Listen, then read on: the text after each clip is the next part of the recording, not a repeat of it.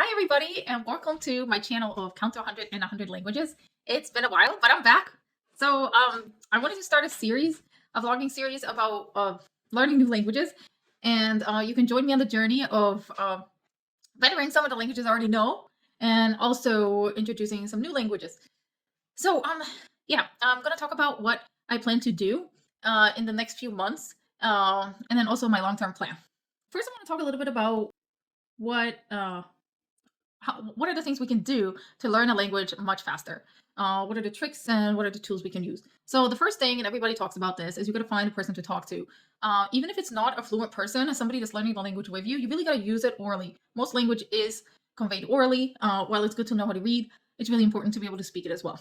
The other thing is you want to listen to that language as well via videos. You can look at different videos on YouTube or just your favorite movies or whatnot. Almost in the most common languages, movies are translated and so are shows, so it should be pretty easy this time. More elusive languages, you might have a little bit of a harder time, but in today's world, you can find many things on the internet. So yeah. So another thing I wanted to talk about is um, the um, the time spent learning when your time is condensed into a few days. So with most other things in life, it's good to spread your learning out. So you might do like 15 minutes a day of something, and then over time you'll actually learn better than, let's say, like if you did 15 minutes every for 4 days rather than doing it for 1 hour for that day. However, with languages, it's actually better to condense your time learning into a short period of time.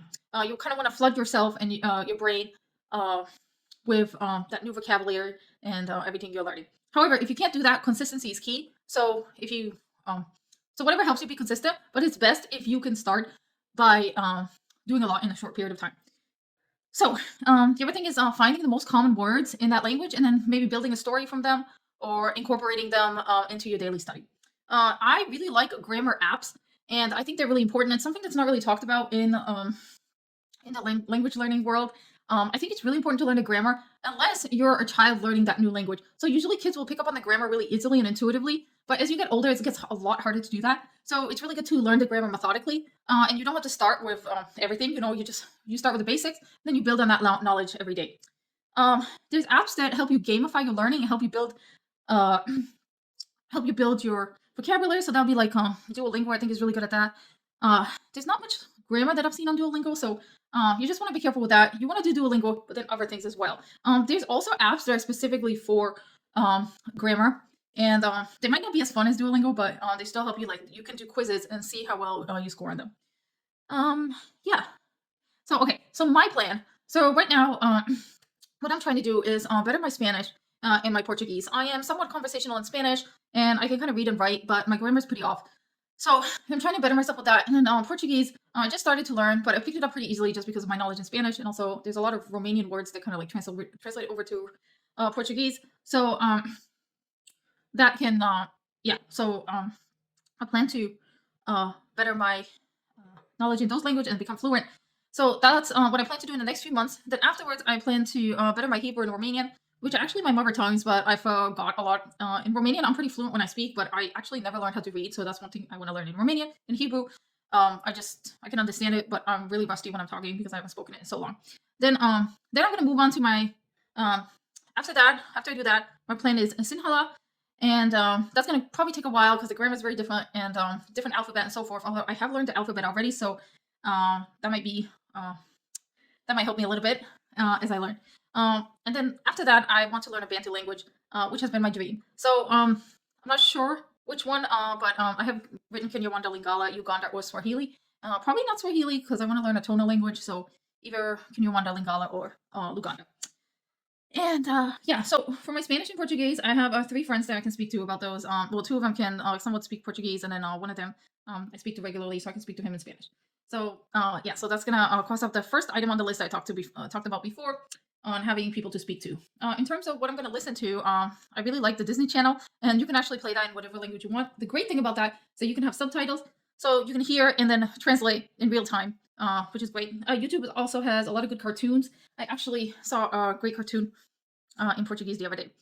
In terms of apps, I found a really great app. And by the way, this is not an advertisement to any of these apps. I do not get paid by anyone. So the Ella app is great for Spanish, for a Spanish grammar. And my main issue with Spanish grammar is the subjunctive, which I think a lot of people have a hard time with. So I plan to use that app to better my conjugation with the subjunctive conjugation. And also, I realized one of the things with these apps is when you take the multiple choice test, it can kind of give you a false idea of how well you know your conjugations or whatever you're trying to learn because you're not actually writing out the word. So I will have a Google Doc as well. I'll be typing out what I'm learning as well, so that I know for sure that I can actually spell out what I'm learning.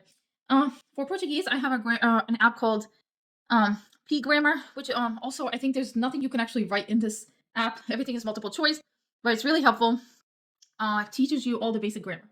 I'm doing Duolingo for Portuguese. I will not be doing that for Spanish. It's just too much.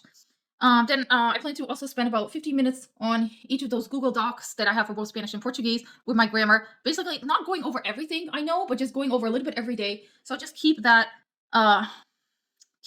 vocabulary and what I'm learning up to date. Yeah. So, anyways, that's my plan, and I want you guys to tell me which languages you're learning, if and which techniques that have worked for you to learn a language faster. Anyways, yeah, it was. I will be updating this channel approximately every 3 days, and I look forward to hearing from you guys. Take care. Blessings. Bye.